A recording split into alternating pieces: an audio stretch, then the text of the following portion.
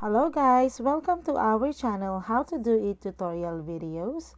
So in this video, I'm going to show you how to fix Roblox crash. An unexpected error occurred and Roblox needs to quit. We're sorry. So there are two easy steps that you can try to fix this issue. So the first one is we need to uninstall Roblox and install it again. But do it correctly so it fixes the error. So press Windows plus R keys and then type app data. Click OK and then in here open local folder and then find for Roblox and then delete the Roblox folder.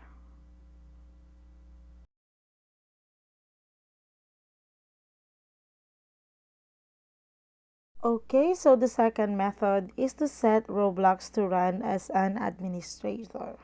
So right click to Roblox icon and then go to properties.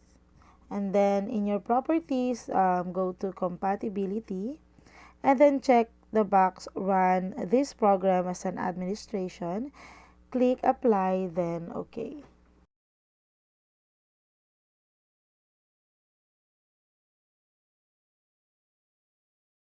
And that's it guys. I hope you find this video helpful, and if you do, please don't forget to like and subscribe to my YouTube channel. Thank you for watching.